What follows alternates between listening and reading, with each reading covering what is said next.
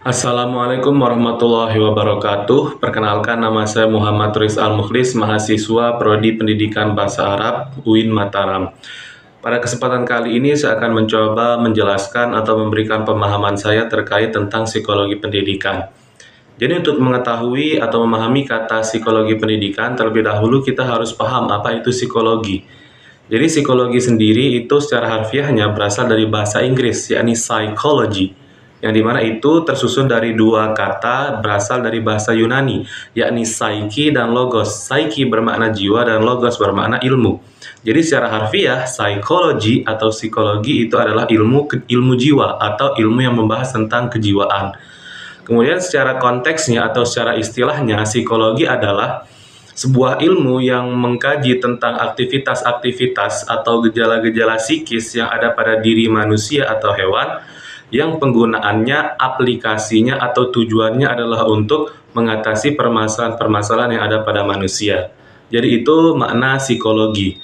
Kemudian baru kita bisa beralih kepada psikologi pendidikan. Apa itu psikologi pendidikan? Beberapa pakar psikologi telah mencoba memberikan definisi mereka masing-masing terkait dengan psikologi pendidikan. Contohnya adalah Barlow. Barlow mendefinisikan psikologi pendidikan sebagai sebuah pengetahuan yang bersumber atau berdasarkan riset-riset psikis yang memberikan sumber-sumber, yang menyediakan sumber-sumber untuk membantu tugas seorang guru di dalam proses belajar mengajar yang lebih efektif.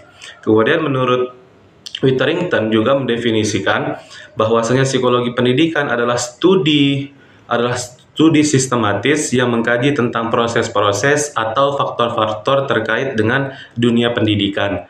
Kemudian juga Elliot, seorang pakar, juga mendefinisikan psikologi pendidikan adalah aplikasi psikologi atau penerapan psikologi terkait perkembangan, pemerolehan, pembelajaran, belajar, serta isu-isu lain atau elemen-elemen lain terkait dengan dunia pembelajaran. Jadi, dari definisi-definisi yang telah dikemukakan oleh para ahli dapat ditarik kesimpulan bahwa psikologi pendidikan itu adalah suatu cabang ilmu psikologi yang khusus membahas tentang atau yang khusus mengkaji tentang problematika atau masalah-masalah yang ada pada dunia pendidikan serta bagaimana solusinya dan bagaimana cara menanggapinya. Jadi itu adalah seputar psikologi pendidikan. Kemudian kita berlanjut ke pembahasan kedua, materi kedua, yakni urgensi psikologi pendidikan bagi pendidik atau calon pendidik. Jadi apa sih fungsinya psikologi pendidikan? Apakah sepenting itu untuk dipelajari oleh seorang pendidik? Jawabannya adalah iya, sangat penting. Karena setidaknya psikologi pendidikan bagi seorang pendidik itu memberikan 8 urgensi.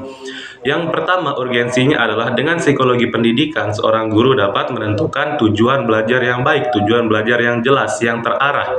Yang kedua, dengan psikologi pendidikan, seorang guru atau seorang pendidik dapat menentukan strategi atau metode belajar apa yang tepat untuk digunakan. Yang ketiga, urgensi psikologi pendidikan bagi seorang pendidik bisa menentukan media apa, alat apa yang akan digunakan yang sekiranya efektif untuk digunakan pada proses belajar mengajar. Apakah hanya seperti papan tulis atau menggunakan layar atau perlu menggunakan LCD monitor dan lain sebagainya.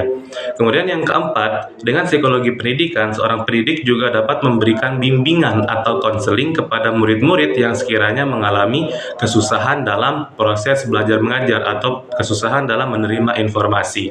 Yang kelima, dengan psikologi pendidikan, seorang pendidik dapat memberikan motivasi bagi para murid yang memiliki masalah mental untuk fokus atau memotivasi dirinya dalam melanjutkan studinya. Kemudian yang keenam, dengan psikologi pendidikan, seorang pendidik dapat mengatur kondusivitas yang ada dalam kelas, sehingga kelas nantinya tidak akan menjadi kelas yang ramai, tidak akan menjadi kelas yang main-main, tetapi menjadi kelas yang fokus, mendengarkan, dan semuanya menyimak yang dijelaskan oleh guru. Kemudian yang ketujuh, dengan psikologi pendidikan, seorang guru dapat berkomunikasi dengan baik, dapat menentukan gaya bicara yang tepat dengan muridnya. Karena ketika komunikasi sudah terbentuk antara guru dan murid, otomatis chemistry juga akan terbentuk, dan tentunya ini sangat penting demi keberlangsungan hubungan dan proses belajar mengajar itu sendiri.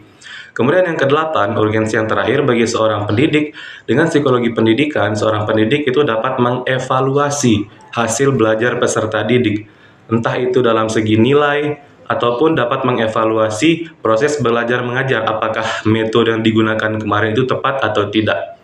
Nah, jadi kesimpulannya adalah psikologi pendidikan sangat penting, bahkan sangat perlu, hal krusial yang wajib dikuasai oleh para pendidik atau calon pendidik.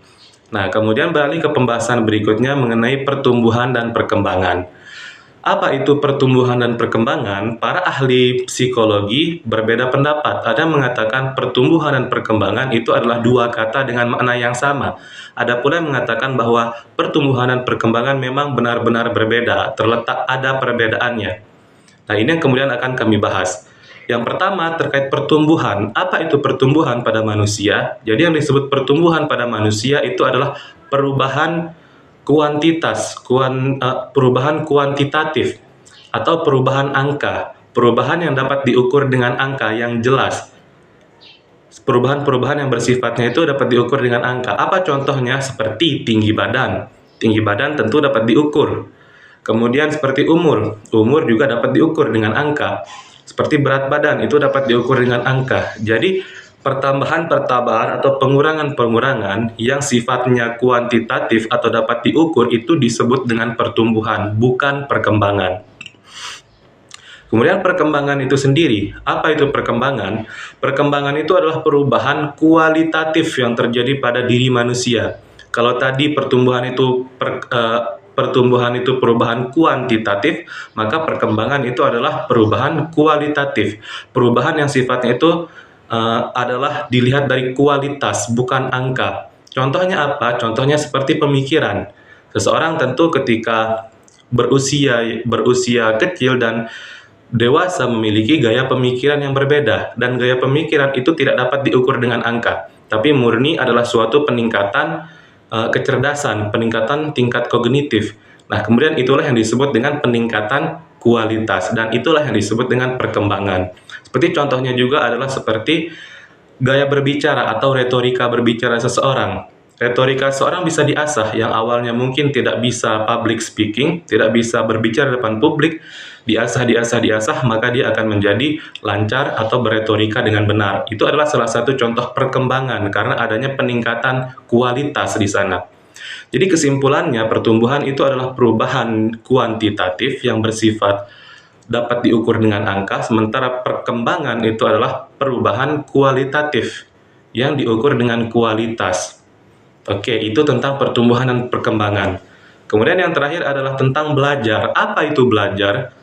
Jadi belajar juga telah dikemukakan pendapat, para ahli juga mengemukakan pendapat tentang belajar yang dapat disimpulkan dari definisi-definisi yang telah dikemukakan para ahli, bahwasanya belajar itu adalah proses pemerolehan informasi dari tahu menjadi tidak tahu, pemerolehan informasi dari luar, pencernaan, penerimaan stimulus dari luar yang kemudian diserap oleh otak kita, dicerna oleh otak kita, dan di sana melalui yang namanya pemrosesan berbagai fase pemrosesan informasi, yang kemudian nantinya informasi itu diolah sedemikian rupa dan muncul atau nanti hasilnya adalah suatu kapabilitas atau kemampuan.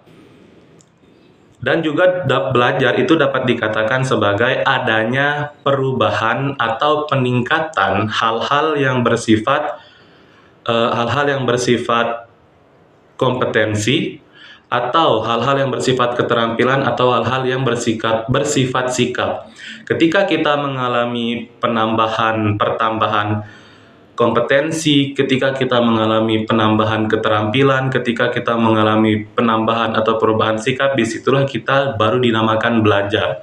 Jadi kesimpulannya, belajar adalah suatu proses pencernaan informasi atau stimulus dari luar yang dicerna oleh otak kita, yang kemudian nantinya pengaruhnya pada diri kita itu adanya peningkatan atau pertambahan kompetensi, adanya pertambahan keterampilan, dan adanya pertambahan sikap yang baik seperti itu. Mungkin hanya itu yang dapat kami sampaikan, kurang lebihnya mohon maaf. Wabillahi taufiq wal hidayah. Wassalamualaikum warahmatullahi wabarakatuh.